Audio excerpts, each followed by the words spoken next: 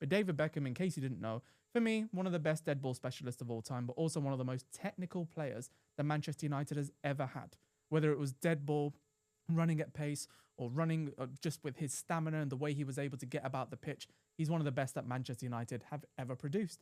And at that time, he was at a bit of a crossroads in his career where he'd won everything, where things with England weren't going too well, but his profile as his own person and as his own, well, you would say superstardom, was starting to grow. He was dating a Spice Girl. He was doing all these things that Sir Alex really didn't like at the time, and they were butting heads a lot more than he would with the kid who was only 18 years old coming through from the class of 92.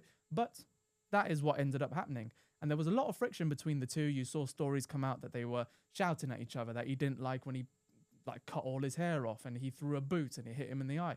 All these sorts of things were just the zenith point where it was coming to a head to say he was not going to be playing for Manchester United anymore. Sir Alex knew that he's the kind of guy that he needed to have control over his whole dressing room. No one could feel like they're bigger than the club, and David Beckham might have to go.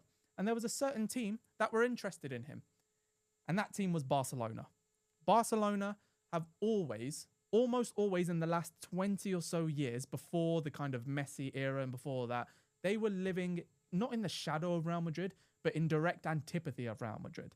Like Real Madrid, I think if you were to ask anyone, I would say that 90% of people would admit that Real Madrid are the biggest club in the world. And I would admit that quite easily. But Barcelona are easily top 4, top 5 minimum.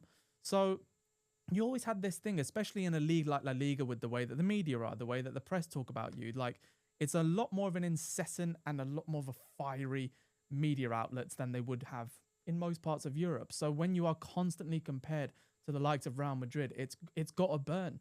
And also, I don't know if you know this about Spanish football, you would have heard some of the figures like Juan Laporta or Florentino Perez, but they operate in a presidency system, not the same sort of ownership system that you have in the UK or in other parts of Europe. But when you have a presidency system, what does every president do? They want to come in with promises to say, you elect me, I'll make sure this happens. In fact, Florentino Perez, who was at Real Madrid, one of his main things that he said when he first came to Real Madrid for his first term, elect me and I will get Luis Figo from Barcelona. And that's exactly what he did. But that sort of transfer did not help the balance of power between the two. It basically made Real Madrid look like the big boys and Barcelona look like, come here, little bro, let me have your best player. That is how it looked. And it's not a good look for any football club. But Barcelona were quite shrewd, and they were the first ones to the table to go and get a deal done for David Beckham. However, David Beckham had already been courted by the likes of Real Madrid. So there was always going to be this little fight between the two to see what was going to happen. And in a famous game, where you'll remember it, where R9 came and tore Manchester United a new one at Old Trafford by scoring a hat-trick, Zinedine Zidane walked up to David Beckham, and it's in the documentary, he walked up to David Beckham and he said, you come to Madrid? And that was the first element that he got, or the first inkling that he got, that he might be able to go to Real Madrid.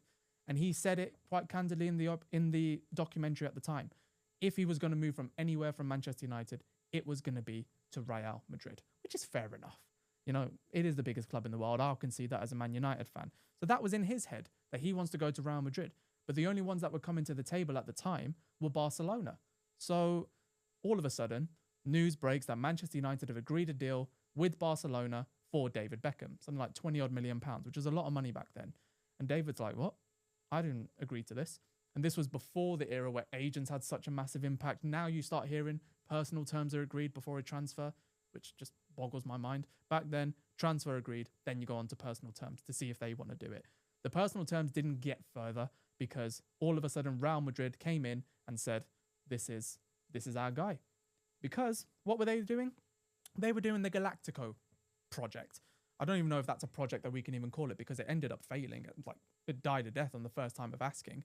But the Galactico project was essentially, they wanted players who were out of this world. Because I don't know if you know this, Galactico is not even a real word. It's fake Spanish. It's just galactic. So it's an outer world thing. It's something that you don't get on Earth.